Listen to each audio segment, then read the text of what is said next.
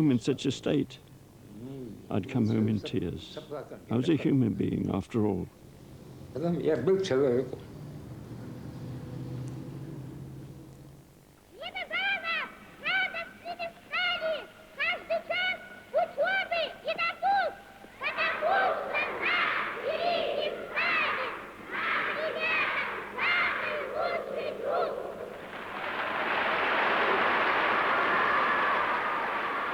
Public displays of devotion helped Stalin keep everyone in his thrall.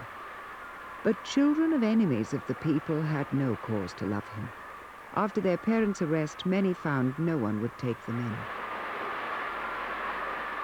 in. Mother's two sisters lived in Baku. They were both married.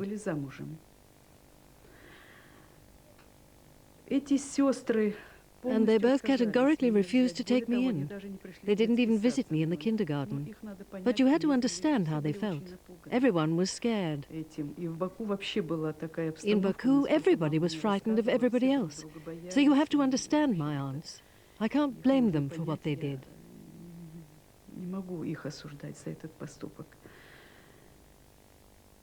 Galina was sent to a secret police orphanage. You see, people behaved very badly towards me. I was stamped as the daughter of an enemy of the people, the daughter of a traitor to the motherland. And I felt that. I understood it. I still feel it to this day. You just have to have been through it to understand how it was.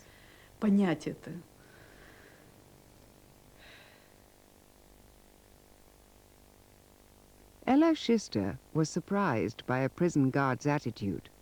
When the head guard was searching me, he said, "No need to be frightened. I won't confiscate anything." There was nothing to confiscate anyway, only soap and washing powder. "Have you got any kids?" he asked me. "Two," I said. "Where are they?" "In a children's home." "And your husband, where's he?" "Arrested." "Good Lord, your whole family's been torn apart." And you know what I thought? This man ought to be treating me like an enemy of the people, and instead he's taking pity on me. You see, that's how twisted our brains were. But he was simply a good man who felt sorry for me. It just never occurred to me.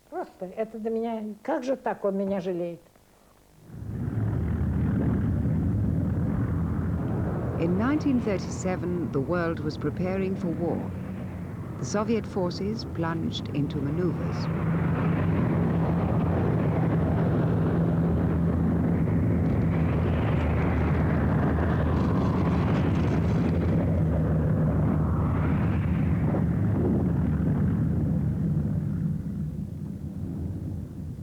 The maneuvers were a success. The generals knew what plans to make. But Stalin's response was to purge the armed forces. The man who had organized the maneuvers was Marshal Tukhachevsky, hero of the Civil War. With Stalin, he watched the May Day parade. Soon after, he was arrested, tried, and shot. Most of the army's top commanders shared his fate.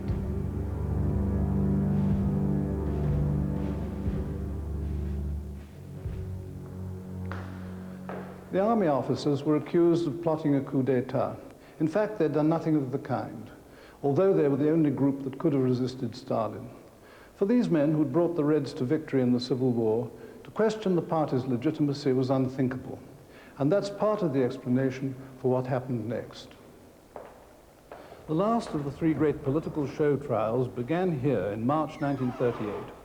It starred Bukharin, whom Lenin had described as the darling of the party, Rykov, former prime minister, and Yagoda, the sinister head of the secret police. Other accused came from the far reaches of the empire. Failure to fulfill cotton quotas was one charge leveled against Ikramov and Khodjayev, leaders of the party in Uzbekistan. Khodjayev was singled out for bourgeois nationalism, opposition to Russian rule. All that bourgeois nationalism stuff, they'd thought it all up. The cogs of the NKVD started to turn, and they concocted the whole thing.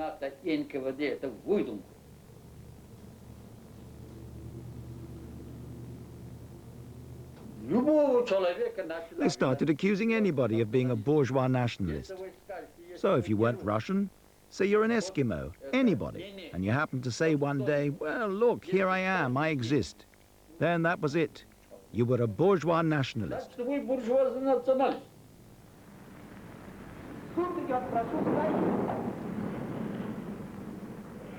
The film of the trial shows no clear pictures of the accused. Prosecutor Andrei Vyshinsky hogged the limelight. Эти иуды, искариоты и Василий Шуйский поднимают теперь свой голос подлинного советского патриотизма.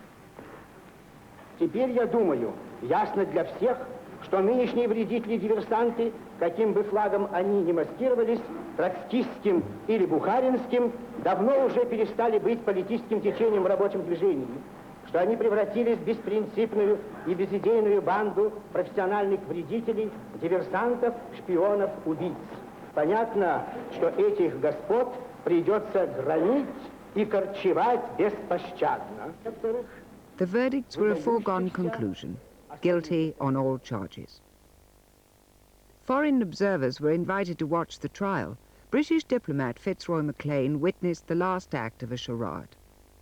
When they were all being condemned to death at the end,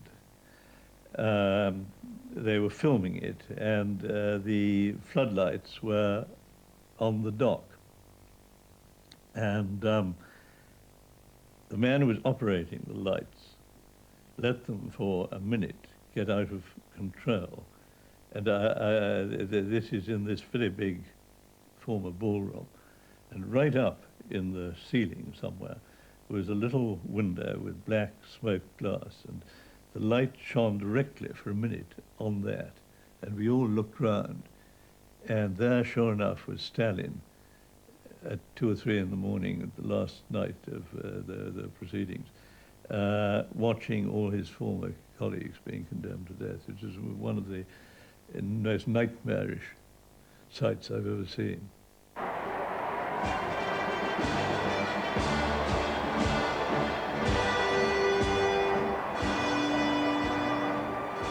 Strength and achievement through toil. These were the virtues the Soviets loved to proclaim in the 1930s. Stalin lived by them. The Great Terror had made him strong. He ruled supreme and unchallenged. Though it had cost millions of lives, this was his achievement.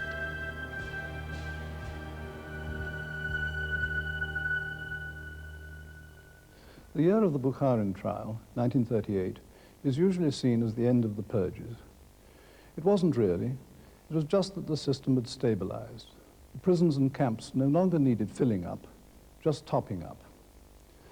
This is a new Soviet history book for schools.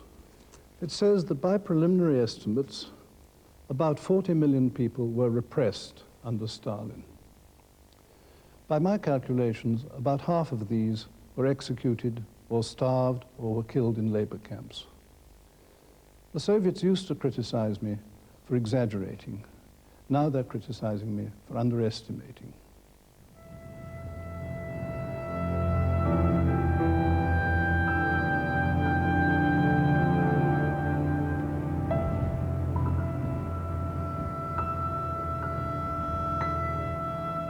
Young communist Ella Schister loved Stalin. Her husband, Raphael Greenberg, had different views. Greenberg said to us over lunch one day, "You're all such kind-hearted fools, you don't understand what's going on.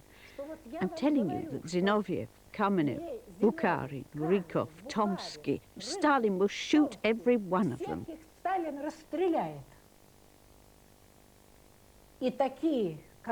And you'll be brought round to the idea so gently that you'll end up voting for it." I couldn't stand such slander against Stalin. He was the second Lenin to me, so I threw a knife at Greenberg. Luckily it missed. He was a clever man, so clever, much cleverer than me. But at the time I said to him, "You've made it all up because you're against him. It's all just slander against Stalin." That's how much we believed in Stalin. After that, I knew we could no longer live together. Our relationship was so strained, it was awful. Stalin had come between us.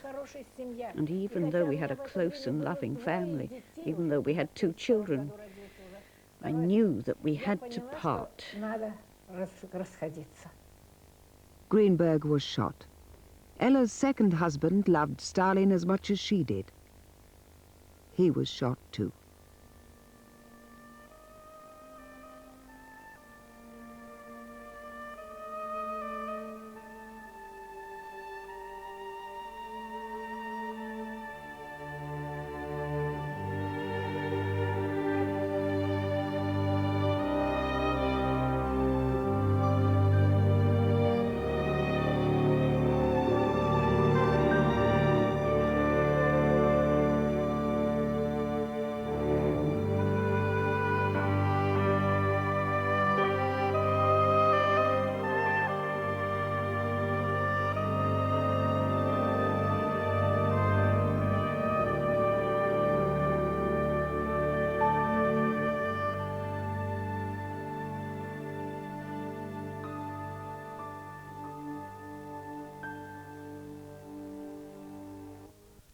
To invasion in World War II.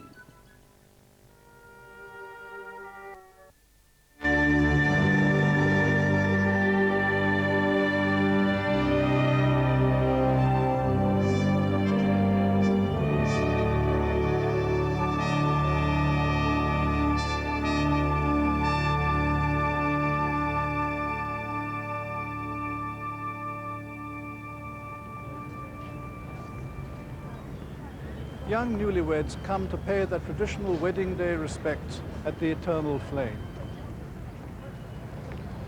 They don't call it the Second World War here, they call it the Great Patriotic War. 20 million people died, and the memory of their sacrifice lives on in every Russian city. As a war leader, Stalin appealed directly to Russian patriotism. But more than one patriotic war was fought here. Then as now, the Soviet Union had many nations and many kinds of patriot. Normandy, August 1944. Thousands of prisoners fell into Allied hands. They wore German uniform, but among them there were Russians, Georgians, Uzbeks, and Tatars. The volunteers, of course, consisted of as many nationalities as you have in the Soviet Union, and that number is very great. But as a whole, it worked very well. The common cause of overthrowing the regime of Stalin was sort of a glue which put everything together. Zwischen den Hakenkreuzfahnen der ukrainische Löwe. Schon vor 25 Jahren war er Symbol des Freiheitskampfes gegen Moskau. The Waffen-SS Galicia Division. Ukrainian patriots who preferred Hitler to Stalin.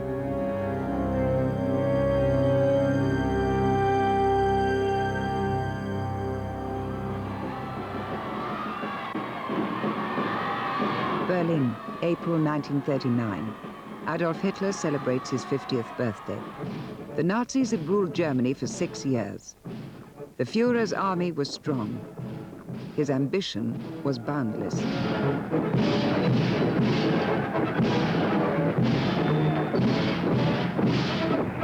That summer, Hitler sent a delegation to Moscow to negotiate a pact with the Russians. A young diplomat, Hans von Herwarth, traveled with the foreign minister, Ribbentrop.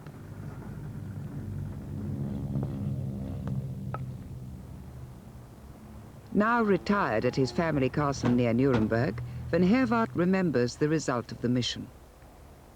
Ribbentrop went to the Kremlin. I went to the house of the ambassador because I had to keep contact with the headquarters of Hitler. And I still remember when I took leave from my ambassador, he told me many people are congratulating me that this agreement has been signed. But in reality, I achieved nothing because now Hitler has a possibility to start the Second World War, and we will end in an abyss that will be the end of Germany. It may seem now that the pact signed here in the Kremlin was a marriage made in heaven between two monsters who deserved each other. At the time, it was a tremendous shock. Western communists went to sleep one night in August, declaring Hitler to be a fascist beast, and woke next morning to find his head on their pillow. Millions of people in hitherto independent countries soon found that they were now Soviet citizens.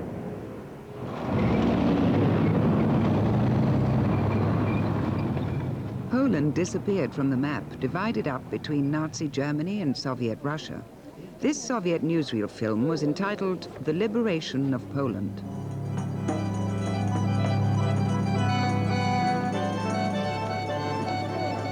The people of eastern Poland were mainly Ukrainians. The Red invasion was presented as a chance to rejoin their ancient homeland. The celebrations were organized by the chief of the Ukrainian Communist Party, Nikita Khrushchev, in the capital, Lvov.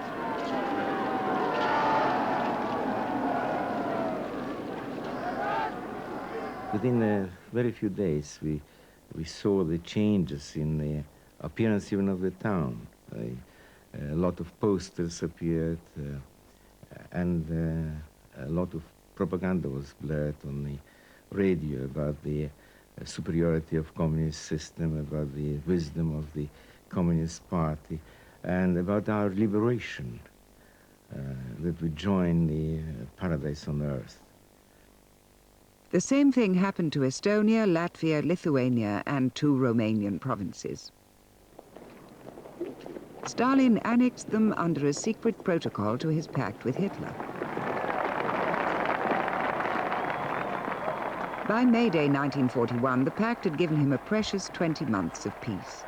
As Stalin took the salute in Red Square, Dunkirk, the fall of France, the Battle of Britain, all these events were in the past.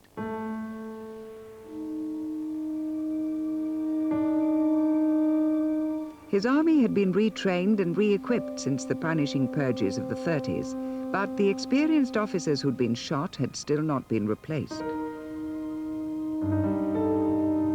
Hitler had said, "This colossal empire in the East is ripe for dissolution."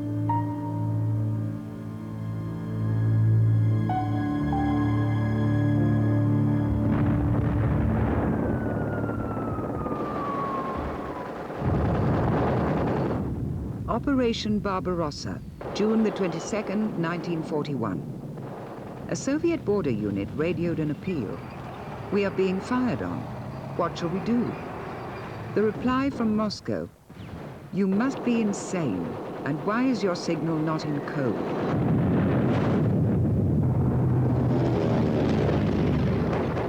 "1,200 Soviet aircraft were destroyed on the ground.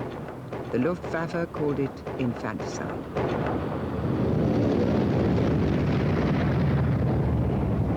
Eight hours after the first attack, the Soviet people heard Foreign Minister Molotov speak. Наше дело правое. Так будет разбит. Победа будет за нами.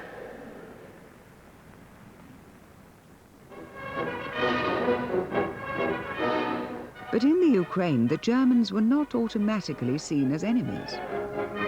Salz und Brot als Zeichen der Gastfreundschaft. The traditional greeting of bread and salt was offered by villagers sick of famine and terror. This is a German propaganda newsreel, but it did happen. A week after Barbarossa, the Germans arrived in Lvov. June 41, the war broke out. Germans crossed the border. There was a sort of atmosphere of almost joy. The hope in the air, the evil will end, and some civilized people will come. The city revealed a terrible secret.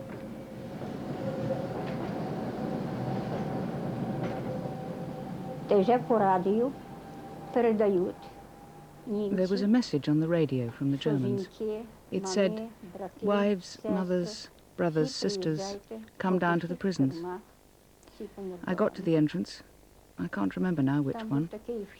People were standing round on all sides of the gates.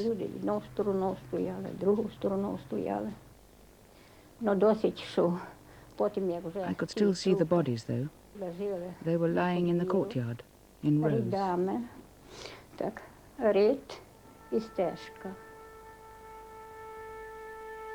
Maria Seneva's husband was one of thousands imprisoned by the NKVD, Stalin's secret police, during the 2 years of Soviet rule. In the panic which followed Barbarossa, the NKVD had butchered everyone. There were 3,500 dead.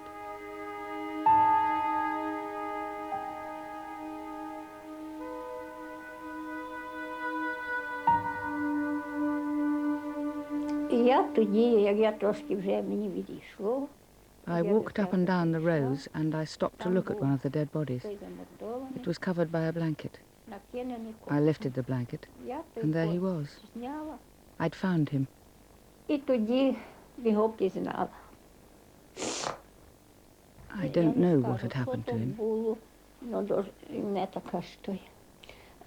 But his face was all black. He had no eyes, nothing there, and no nose.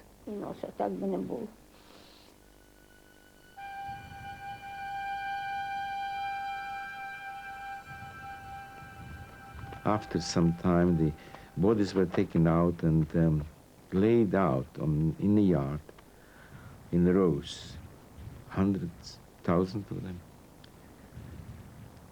And there I found my brother-in-law. I wouldn't have recognized him. He was half naked. There were signs of wounds on the body, and the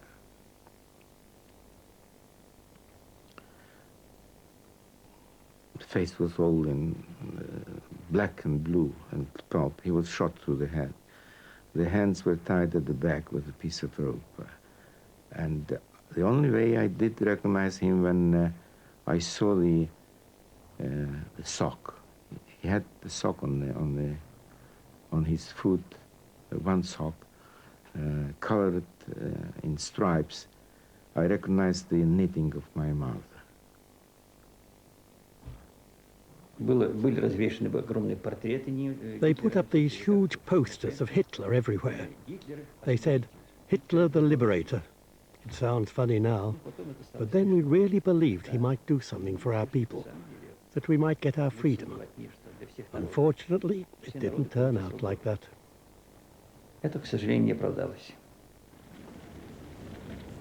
Ukrainians and Russians soon learned the truth about the Nazis. In the wake of the regular army came the SS.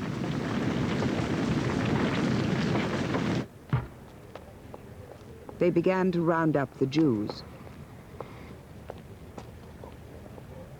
Hitler dreamed of Lebensraum in the east, new living space for 100 million German supermen.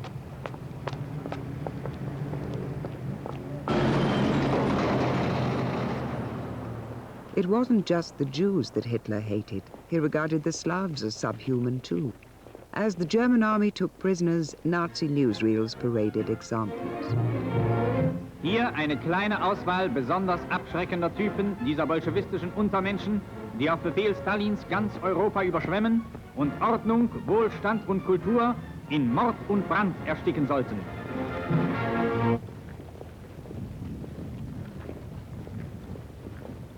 In the first few months of war, the Nazis captured 4 million Red Army soldiers.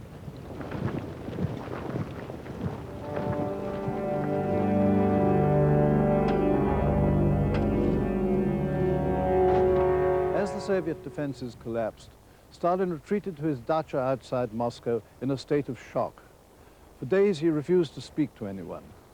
When he re-emerged, he had one new idea and one old one. The old idea was to shoot his unfortunate army commanders. The new idea was to appeal to Russians as patriots rather than communists.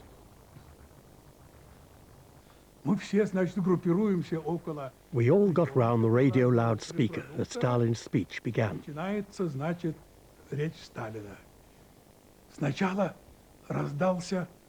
The first thing we heard was the clinking of a glass against a jug, and then water being poured into the glass.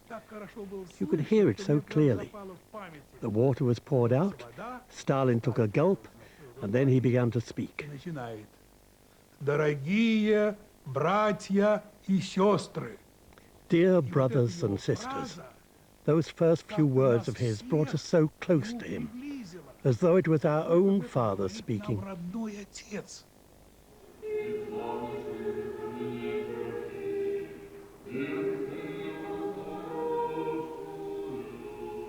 Stalin used every resource to encourage patriotic support for Soviet power and the Russian homeland. Here at the Holy Trinity Church in Moscow, services were permitted throughout the war.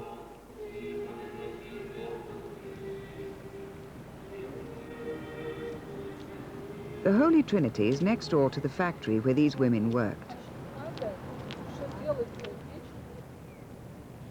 As German bombers flew overhead, the workers got organized. We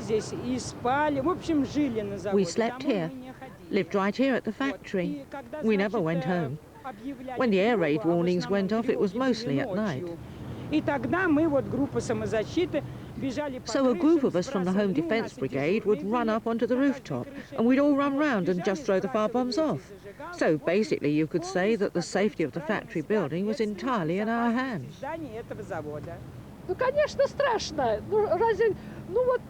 course we were frightened. These firebombs were blazing and throwing off sparks, and you had to go right up to them, grab them, run off with them and find somewhere to put them out. And those sparks could quite easily hit you, you know. They were flying off in all directions. So of course it was frightening.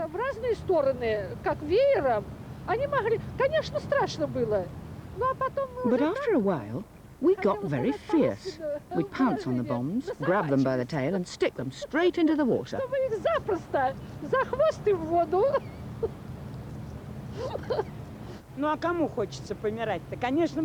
Well, nobody wants to die.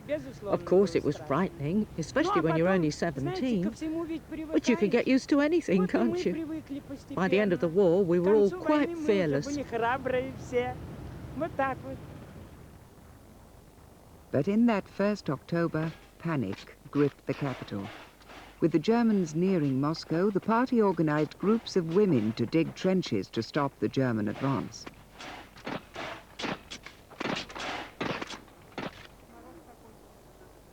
The remains of the women's work are still visible today in the country outside the city. Thousands of Muscovites were fleeing in terror, and the government was evacuated.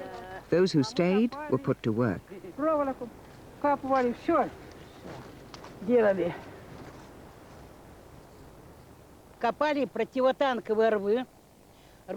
We dug anti-tank trenches. They were huge, about 8 meters wide and 10 meters deep. Big as that. It was mostly us women who did the work. It was hard labor. We had to light fires to warm the earth up before we could dig into it. The earth was frozen solid on top, but deeper down it wasn't so hard. It was freezing cold. There was a terrible frost, but you had to keep digging. They made us dig. We had to do it, and we did. We kept digging. They were bombing us all the time, and the Germans dropped leaflets on us. They said, "Surrender, Moscow is kaput." We didn't believe it.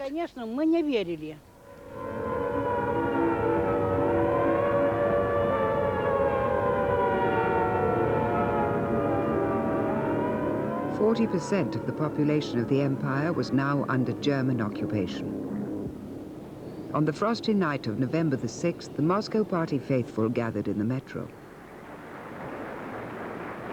Stalin and his general staff were the only members of the government left in the capital.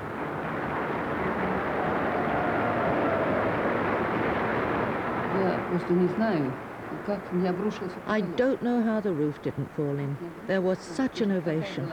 People clapping and stamping their feet for ages, so overjoyed that the leader of our country, the leader of our party, had come. Stalin was here at such a difficult time. He was a very busy man. His time was very precious. He pulled out his pocket watch. It was like a little ball, and held it up by its chain. He didn't say a word, just held it there.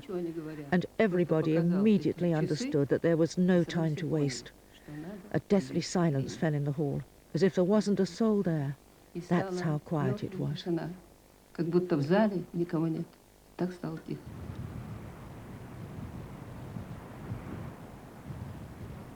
The next day was the anniversary of the revolution. Stalin spoke to the soldiers. На вас смотрят все народы Европы, временно подпавшие под иго немецкой тирании, как на своих освободителей. Великая освободительная миссия выпала на ваш долю. Будьте же достойны этой миссии.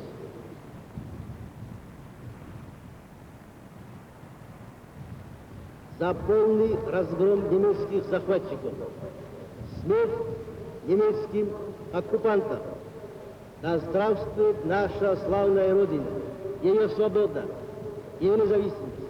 Под знаменем Ленина вперед, победа!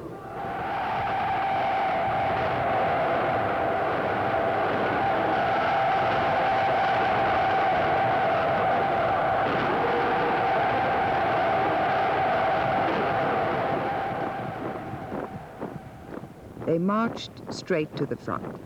In the coldest winter for years, these men denied Hitler his entrance into Moscow.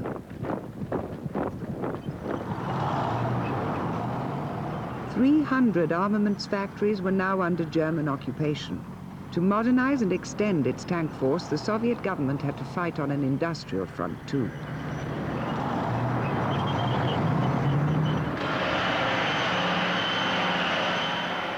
The planned economy had failed to get modern tank designs produced quickly enough.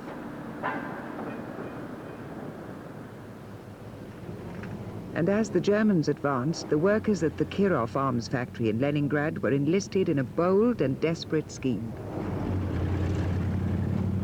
The factories had been run in a military spirit for years. All those shock workers, storming fortresses, opening new production fronts. Now the command economy was face to face with a real war. And it turned out that though the planners were not very good at planning, they were remarkably good at improvisation.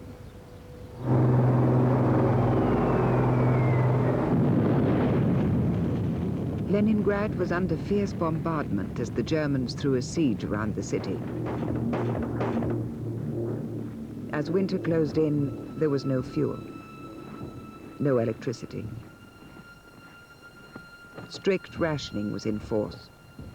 People were beginning to die. I lost my entire family's ration cards. I sobbed, I screamed, I howled, I ran round and round. I jumped on a tram and ran up and down it screaming, "Give me my ration cards, give them back." I realized, even though I was only 14, that my family would starve. We were all going to die. And so we really were overjoyed to be evacuated to Chelyabinsk.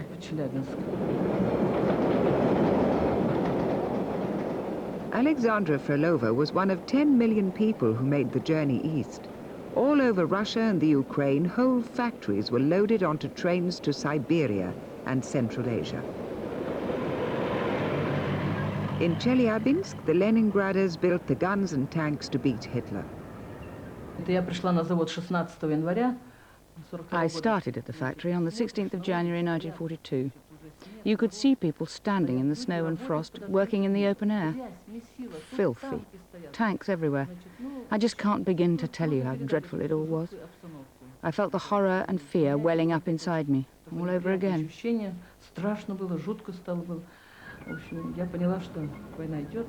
There really was a war going on. They took me to the shop to start work. Lathes, lifting cranes, people running around, desperate, worried, sad. And who were they, these people? Children. Nearly all the workers were underage children or old women.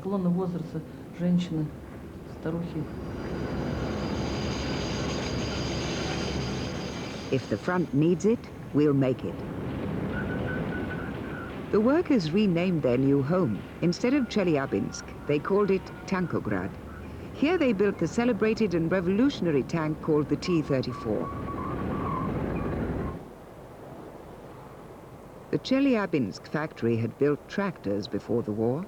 Now it builds tractors again. The workers from Leningrad made the changeover. По своей конструкции Tractors are just like tanks. похож с танком. Ну, у него такой же дизельный мотор.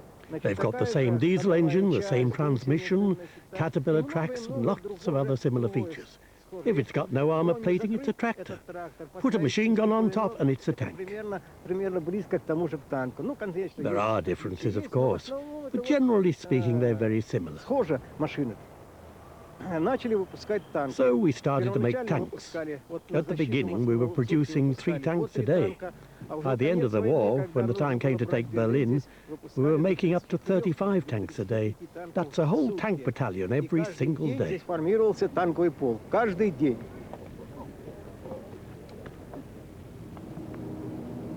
The people from Leningrad who escaped to Chelyabinsk were the lucky ones. The workers they left behind were dying. Hitler regarded Leningrad as the birthplace of Bolshevism. He sentenced the city to death. By the end, 630,000 people would die of cold and starvation. The siege around the northern capital was to last nearly 900 days.